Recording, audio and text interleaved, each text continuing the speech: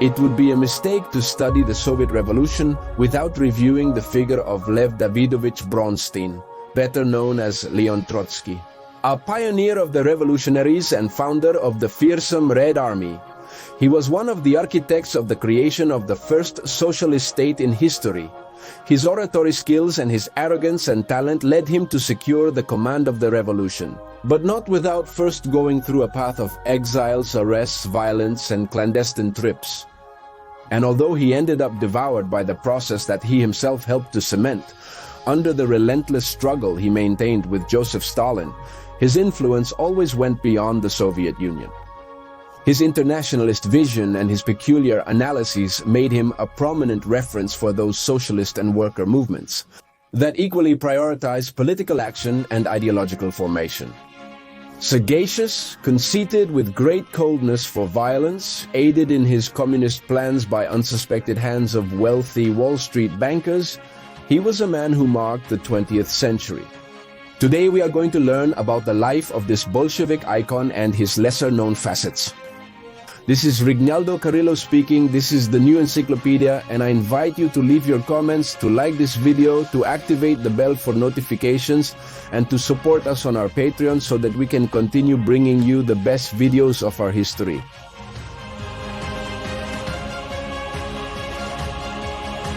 Born on November 7, 1879, Lev was the fifth child of a pair of Jewish farmers who lived in the town of Yalovka, south of Ukrainian lands, then part of the Russian Empire. His childhood was spent in the countryside, facing the obstacles that rural life offered, although in a comfortable position thanks to his family's prosperity. His education in these early years was taken care of by his mother, who was well-read, but this changed when he was 7 years old and was sent to a Jewish school in a nearby village. However, it was a failed experience of only a few months, and by the spring of 1888, his father sent him to the city of Odessa in the south of Ukraine to receive formal education. This separation was contrasted by his first contact with urban life, cosmopolitan culture, and the bustling port. Despite the restrictions faced by Jews under Tsarism, he had to enroll in a Lutheran school and stood out for his intelligence and impetuosity. Although Odessa was an important center of Hebrew culture, it is known that Trotsky distanced himself from religious traditions from a young age.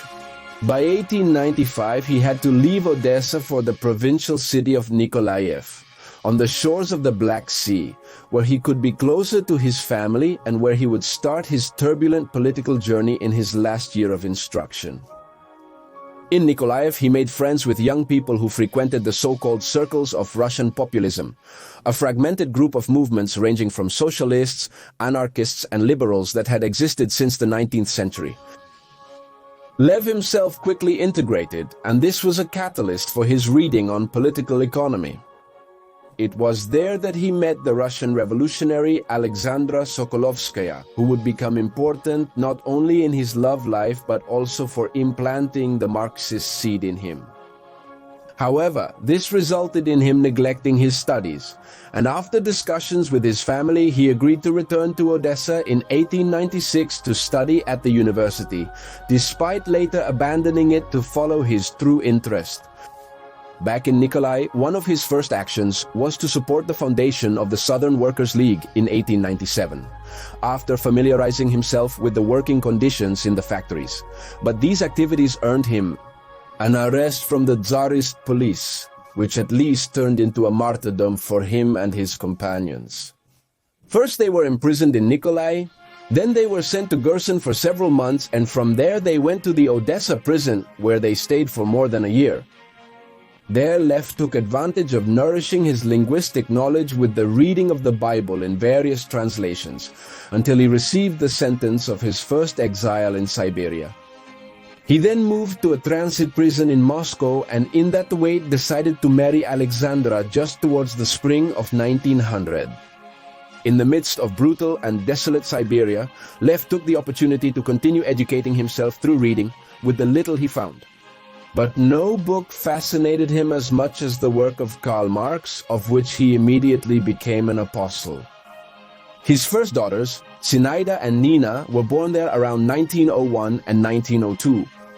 And just around those months, thanks to contact with exiles who were arriving, it will also be when he receives the work of another Russian Jewish writer that will make him fall in love with the revolutionary cause.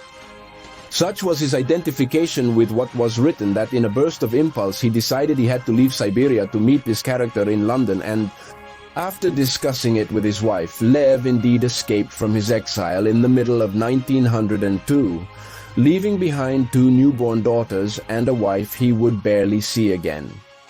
He was able to go thanks to a passport he had taken from a guard in Odessa, where the name that would later blend with his identity, the name of Trotsky, was written.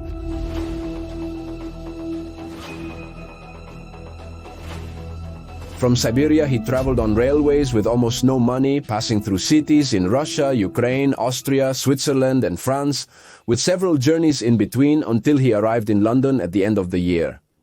There he finally met the writer who had captivated him, a 30-something lawyer named Vladimir Ilyich Ulyanov, better known as Vladimir Lenin. He was then a rebellious Marxist with little track record, but very sharp intellectually, who had also been through Siberia and stood out as a leader of the young Russian Social Democratic Labor Party, which Trotsky immediately joined.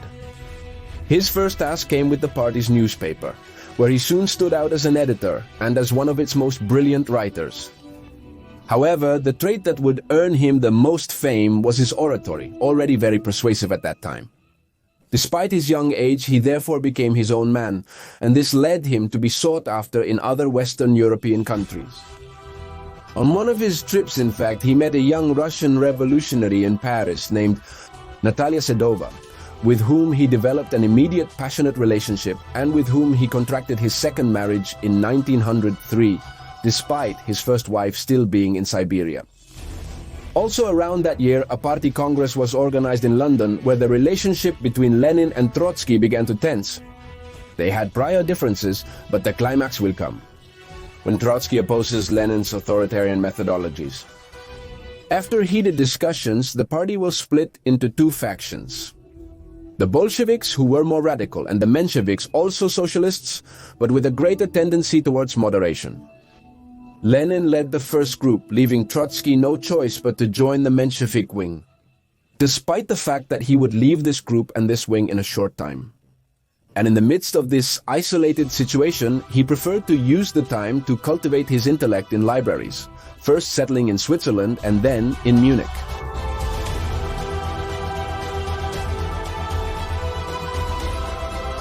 Alongside this, Russia would be altered by a war conflict with Japan, which by the beginning of 1905 would have reached a critical situation. Meanwhile, inside and outside of Russia, movements abounded that aspired to the fall of the Tsars as one of the last bastions of Christian monarchy that remained standing after the violent liberal revolutions of the 19th century. The internal forces in Russia that were clamoring for a change of model took advantage of the war situation and incited demonstrations, strikes, and riots that quickly spread to various cities of the empire despite the Tsarist repression. Upon learning this, Trotsky hurried back to Russia to channel this nascent revolution, reaching the city of St. Petersburg, from where he helped organize the first Soviet in history. It was something unprecedented in Russia, a council of workers with an assembly-like operation for decision-making regarding their political and economic interests, and Trotsky became nothing less than its first president at only 25 years old. His incitement as a leader to a first revolution was such that the Tsarist troops had no choice but to dissolve the Soviet at the end of the year and arrest him.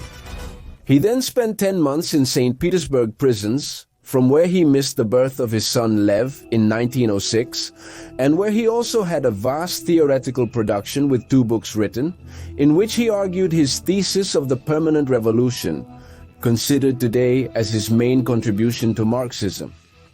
At the end of the year, Trotsky was sentenced to perpetual exile in Siberia, again, and at the beginning of 1907 he left with other prisoners to the penal colony of Obdorsk, in the middle of the Arctic Circle.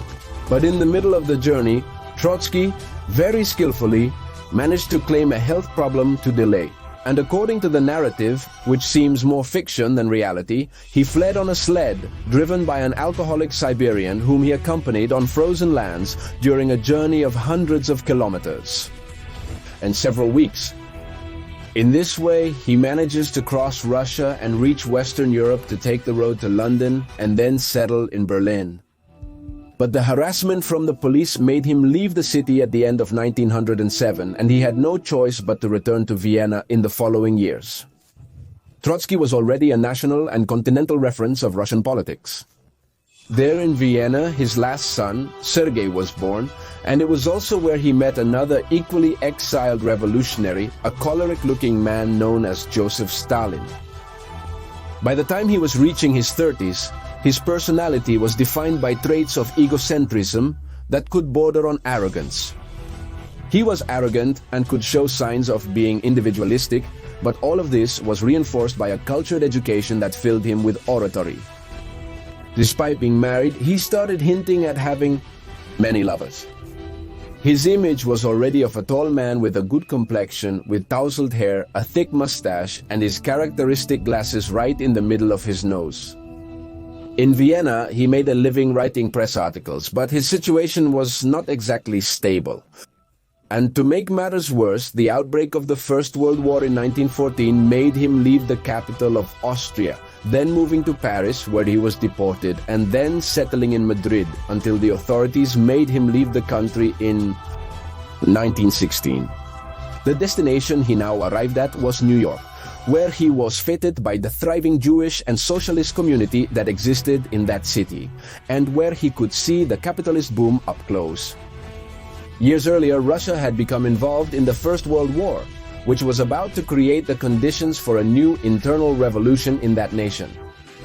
And so it was very soon Trotsky in the United States received the news of the February Revolution of 1917, with which the Tsar Nicholas II had been overthrown, and he immediately sought to return to take action at the epicenter of everything, the city of Petrograd, the former St. Petersburg. With more than 200 revolutionaries, a passport granted by the American government, and quite a bit of money in his pocket, he leaves New York, not without first being arrested at his stop in Halifax, Canada. It's quite important to briefly stop on this. It was logical that Canada, which was an ally of Great Britain and in turn an ally of Russia in World War I, would arrest a man who promised an internal revolution against the Tsarist allies and make peace with Germany, which was an enemy of Great Britain and the Allies. However, mysteriously, after his arrest, requests began to arrive from prominent members of the American and British military and civilian world for Trotsky to be released, which the Canadian government ended up doing. And we stop at this fact because it is a sample of one of the most ignored and seemingly paradoxical phenomena of the communist revolution in Russia, and it is that this revolution was far from being a movement of the lower classes against the upper ones, but rather, before and after its victory, the Bolsheviks had the support and financing of important actors in high banking and high politics in the United States, Great Britain, and Germany. Let's not forget that when the Tsarist regime in Russia fell in the February Revolution, both Trotsky and Lenin had been out of the country for years. The Bolsheviks were a reduced force at that time, and it's months later, in the October Revolution, that the Bolsheviks overthrow the provisional government and take power. But this was not just because of their skilled political agitation skills, but because of the great resources they had to hire gangs and bribe soldiers. Max Warburg, Wall Street's representative in Germany, and Jacob Schiff, a Jewish billionaire banker living in the United States, were some of the magnates who from 1905 and now in 1917 poured their money into Russia's socialist cause.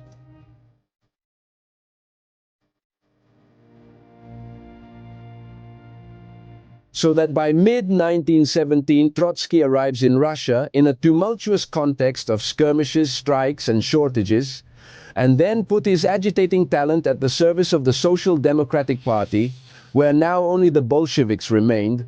He immediately joined the Petrograd Soviet and spent weeks inflating the spirits of the workers in factories, theaters, and streets with eloquent speeches that expressed his energetic character. Thus, he quickly gained a reputation, and by September of that year, he managed to become president of the Soviet. But in the midst of that, he also witnessed the instability of the provisional government that had formed after the fall of the Tsar, held between liberal politicians, socialists, moderates, and the Petrograd Soviet, although receiving attacks on all fronts. Even the Bolsheviks began to question the government because, in their opinion, it did not represent workers and peasants. And aware of this, even Trotsky himself ended up joining, to finally support Lenin in his path of an armed uprising that would take power. With this, moreover, began the period of closest cooperation between the two. That belligerent path became formal when the Petrograd Soviet decided to create a revolutionary military committee with Trotsky himself in command. The committee was created to oversee the militias and Red Guard, who served as the council's armed defense. And by the month of October of 1917, according to the Julian calendar in effect at that time in Russia, the Second Revolution will be unleashed, thanks to a bold move by Trotsky. He had ordered the Red Guard to occupy strategic sites in factories, government offices, and Petrograd barracks, to then rise up in arms and depose any civil or military authority of the provisional government.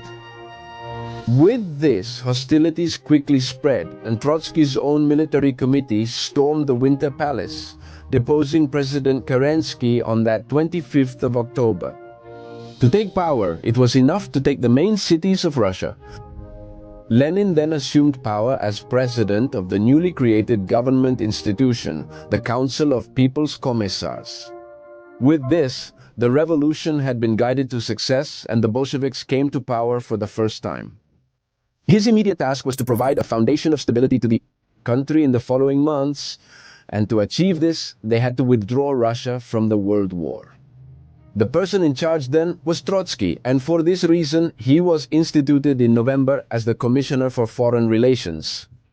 He sought to arrange an armistice with the German and Austro-Hungarian empires, but internal pressure was accelerating, and the country began to suffer the onslaught of a counter-revolution driven by the monarchists, the bourgeoisie, and the disintegrated nationalists, although later grouped in the so-called White Army.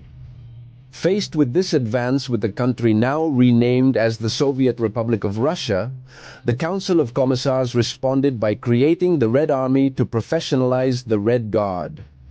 However, the Bolsheviks could no longer afford to fight on two fronts, so Trotsky had to achieve a peace treaty with the Germans no matter what, despite the harsh conditions demanded by them, especially in terms of the surrender of Russian territories. Trotsky's resistance was even met with a German offensive on Petrograd. And faced with that extreme scenario, he had no choice but to sign the famous Brest-Litovsk Agreement in the city of Belarus in March of 1918. He was then dismissed as a Foreign Affairs Commissioner, but to be appointed as War Commissioner in the face of an imminent civil war that was about to break out. And from that position, despite having no military training, Trotsky devoted years to organizing the Red Army in the midst of a harsh internal war that was just beginning, until transforming it into an instrument to consolidate the revolution and the new Soviet patriotism. In the midst of that civil war, and with the economy devoted to sustaining the war effort, the end of the World War in 1918 will bring two major consequences for the Russians, now reorganized as the Russian Soviet Federative Socialist Republic. The first was the recovery of several territories ceded in the Treaty of Brest-Litovsk, now null and void after the defeat of Germany. The second was the support that some Western powers would start to provide to the White Army. Faced with this, Trotsky needed to increase his military capacity, and for this he was appointed as president of the country's supreme military authority, the Revolutionary Military Soviet. Despite everything, he still relied on the unforeseen assistance of prominent global bankers. His figure as a war hero or villain comes from here because he was on the front for the 5 years that this lasted. Conflict in Russia, not without staining his hands with a lot of blood in this violent civil war. He was known for traveling the country in an armored train and always visiting the troops, while still finding time to cultivate his prose through writing and reading. With the war advancing towards its end, the year of 1922 will bring two important events that will have direct implications for Trotsky, still immersed in the battlefield. Firstly, the provincial Stalin, 43 years old, will manage to become the General Secretary of the Communist Party in April, garnering strong support around him since then. And secondly, Lenin will suffer a stroke just a month later, forcing him to retire from public life. Thus, the revolution was left without its top leader, while Trotsky continued to travel the country and Stalin slowly rose in a served scenario. The decisive victories of a strengthened Red Army led to the end of the war, and thus the communist victory was declared in 1923, under the flag of the newly created Union of Soviet Socialist Republics. Now Trotsky was a consecrated reference of the revolution, camouflaged in his uniform and ready to return to the epicenter in political action, that is Moscow. He was then decorated with the Order of the Red Flag, but in that triumphant aura he was guilty of a pride that led him to automatically see himself as the new supreme leader. He maintained his effusive speeches in public places, but with a more determined and firm trail. In the end, he had all the necessary ingredients to be the new great leader, which generated quite a bit of suspicion in Stalin, whom Trotsky then dismissed for his lack of training.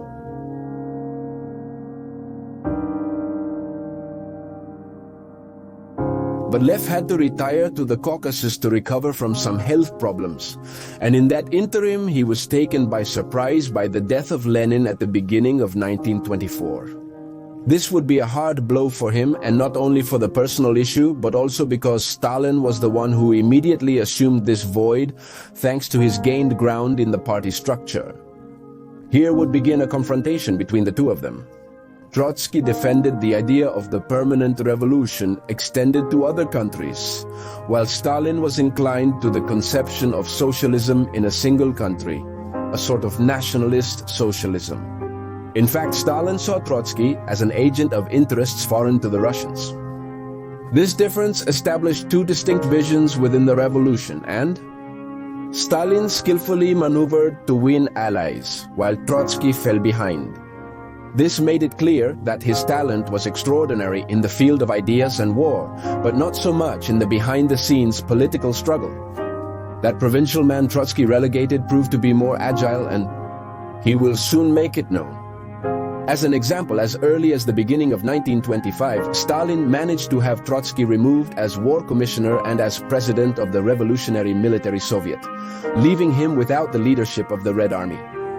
And the following year, in 1926, he would also manage to remove him from his seat in the party's Politburo, now renamed as the Communist Party of the Soviet Union, and those close to Trotsky would be easy targets in this struggle. The operation was led by the feared secret police of the Soviet Union, the so-called Joint State Political Directorate, which quickly filled with prisoners, the gulags in Siberia. And as expected, Trotsky began to question all of this, giving Stalin the pretext he needed to finally remove him from the Central Committee of the party in 1927. Now, without a military post, without weight in the conduct of the revolution, and without presence in what had been his political home, Trotsky assumed a confrontational role. He devoted himself to denouncing Stalin's practices and the increasing bureaucratization of the party's structure and of the Soviet Union itself. That disconnect with reality came to him just a decade after the October Revolution, and he now rejected the course of a communist state that he had previously helped to cement. He then became a heretic of a religion of which he had previously been a prophet, and for this reason he is recognized as the intellectual author behind the idea of "this is not true socialism." Stalin saw a threat in those criticisms from Trotsky and did not hesitate to take drastic measures. His first action was to send him that year to Kazakhstan, where he would suffer from afar the death of his daughter Nina due to tuberculosis. However, his pen will continue to be uncomfortable, and after 2 years he will not only be banished from the Soviet Union, but also stripped of his citizenship. This forced him to go into exile once again, and after that he was erased from all written or film records of the revolution by Stalin's decision. He was welcomed in Turkey, and from there he unleashed his talent for writing, thanks to which he will experience another era of profuse intellectuality, with hundreds of articles and several books, among which The Permanent Revolution or History of the Russian Revolution stand out. This is when he most promoted his thesis of extending the revolution to the whole world, and this was not without an affront to the eyes of Stalin, who then retaliated against Trotsky's relatives. His daughter Zinaida will be the first to fall when she suffers the exile of her citizenship, which will ultimately lead her to a deep depression and subsequent suicide in Berlin, almost at the same time that Hitler rose to power in the year 33. That year, Trotsky will also leave Turkey at the insistence of President Ataturk and will settle in France under the condition of not participating in political activities, but in 1935 he will be expelled, and almost at the same time he will learn of Stalin's new repressions, the arrest of his son Sergei in Moscow, and the detention of his first wife Alexandra in Leningrad, to later be sent to a gulag in Siberia. It was clear that Stalin still saw Trotsky as a foreign agent who remained a threat to the stability of his new Soviet government. Trotsky then settled in Norway after receiving asylum, and here he continued his intellectual work with the book The Revolution Betrayed, where he exposed his criticisms of Stalinism. But Soviet pressure on the Norwegian government eventually took effect in 1937, and Trotsky was forced to leave the country. As you can see, he seemed doomed to be in exile until the end of his days.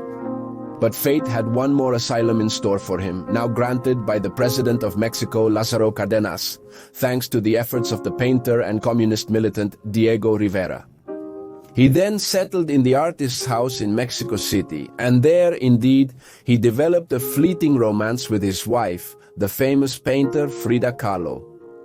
In Mexico, however, Stalin would not leave him in peace, and he would soon learn of the death of his children. First, Sergei in 1937, murdered in the Soviet concentration camp where he was, and then Lev in the year 38, died under strange circumstances during a medical operation in France, but the journey did not end there. That year, he would also learn of the death of his first wife, Alexandra, also murdered in her passage through the Soviet concentration camp. Stalin's Great Purge had reached Trotsky's close and not so close relatives. The loss of his children deeply devastated him, and this led him to immerse himself for weeks in international efforts to counterbalance Stalinism. He tried to counterbalance the Communist International by founding the Fourth International in 1938 to group and organize the communist parties that were inclined to his ideas. This movement was his last legacy, and he took charge of leading it until the end of his days, now from the Fortaleza mansion to which he had moved in, Coyoacán, also in Mexico City. By that time, he had already reconciled with his Jewish condition, but his fate was in the hands of Moscow, where a reorganization of the secret police had been given the mission to assassinate him. Thus, in 1939, a Spanish communist named Ramón Mercader, who had previously joined the secret services of the Soviet regime, was in charge of executing the operation. Mercader was just one of the trained cells, but he was the one who ultimately succeeded in his modus operandi. First, he infiltrated the Trotskyist circles in Paris under a false Belgian identity, and there he associated with a woman trusted by Trotsky who was said to be one of his secretaries. After that, and now under a false Canadian identity, he traveled with this woman to Mexico. And there he just had to wait to gain access to left. All he had left was to earn the trust of the old revolutionary, and finally accomplished his mission on August 20th, 1940. He had gone to his house under the pretext of delivering a text, but once they were alone in a room, Mercader fatally struck him in the head with a mountaineer's ice axe. And even though Trotsky was able to shout for Mercader to be captured, he died hours later from blood loss. The Socialist people of Mexico accompanied him at his funeral, and the Fourth International was now forever orphaned of leadership. Mercader, for his part, was sentenced to 20 years in prison, and after being released, he returned to the Soviet Union to join the Komitet Gosudarstvennoy Bezopasnosti.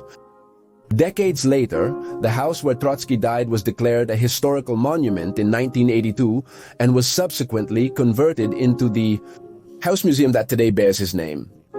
There, his remains currently rest under the flag of the Soviet Union. At 60 years old, Trotsky had become a symbol for labor movements despite his career being financed by capitalist magnates. He devoted his peak intellectual and material career to studying political economy and the working class. He was a more violent, adventurous revolutionary than his coolness suggested, capable of organizing an army, traveling clandestinely between cities, and leading an unprecedented movement in recent history. But Trotsky was not only a protagonist of the October Revolution, but also one of its main historians, capable of dedicating several books to it after having led it. This duality between thought and action is what consecrated him. As a reference to the Marxist left of the 20th century and the struggle between him and Stalin, which cost him his own life, did nothing but immortalize him forever. Reynaldo Carrillo spoke to you. This is the new encyclopedia. We hope you like this video. Don't forget to share it, leave your comments, hit the bell to receive notifications, and support us on our Patreon so we can continue bringing you the best history videos. Until next time, and may God bless you.